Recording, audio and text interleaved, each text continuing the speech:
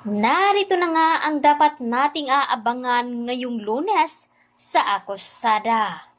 Nalaman na nga ni Carol ang katotohanan dito kay Dennis matapos makita ni Carol ang kanyang bracelet na noon ay nagustuhan nito ni Joy at kinuha nga ito sa kanya. At ngayon habang naghahanap nga ng ebidensya itong si Carol doon sa garden dito ni Dennis, ay doon nga nakita niya ang basurahan.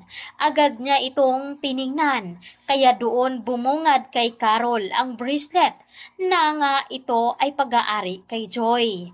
Ngunit habang naghahanap ng ebidensya itong si Carol, ay sakto naman na sinundan pala ito ni Dennis at sa hindi inaasahan ay nalaman ni Dennis na naghahanap pala ng ebidensya itong si Carol. Kaya naman ang ginawa dito ni Dennis, agad niyang pinatay ang koneksyon ng internet at koneksyon ng signal upang walang makakatawag sa kanya. Subalit, walang kamalay-malay itong si Carol na alam na pala ni Dennis ang kanyang ginawa.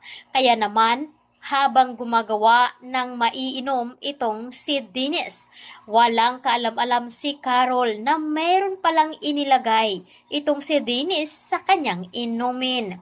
At dito na nga, nakangiti pa itong si Dennis na iniabot kay Carol ang kanyang inumin at hanggang sa ininom nga ito ni Carol. Ngunit mapipigilan pa nga ba na mawalan nito ng malay?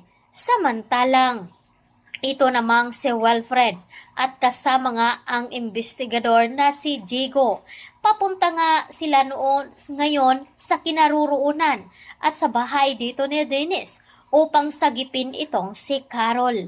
Labis naman ang pag-aalala dito ni Wilfred kay Carol dahil kung ano nga ang nangyayari sa kanya matapos nga itong hindi makontak ni Tristan. Alam na rin dito ni Amber at ni Tristan na si Dennis ang punot dulo ng mastermind sa pagpaslang dito kay Joy.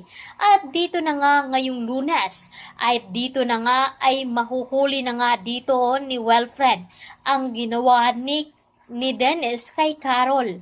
Ngunit sa pagkakawala nga dito ni Dennis sa pagtakas niya sa mga pulis, ay naisipan naman ni Dennis na kunin itong si Leah upang ito ang gamitin na magiging hostage upang lalapit at makasama nitong si Carol. Kaya dito na nga magmamakaawa itong si Carol kay Dennis na huwag sasaktan ang kanyang anak. Ano nga ba ang magagawa dito ni Wilfred na ngayon ay nasa panganib ang buhay ni Carol pati na rin itong si Leah at hindi naman papayag si Dennis na hindi mapa sa kamay nitong si Carol dahil gagawin nito lahat upang sila ay makasama. Kaya naman tutukan natin ito sa mga mainit pa na mga magaganap sa nalalapit na nga ng pagtatapos dito lamang sa nag-iisang serye ng Akusada. Maraming salamat sa inyong pagtutok at panunood dito at huwag kalimutan mag-share at mag-subscribe na rin upang updated ka sa ating mga upload. Maraming salamat.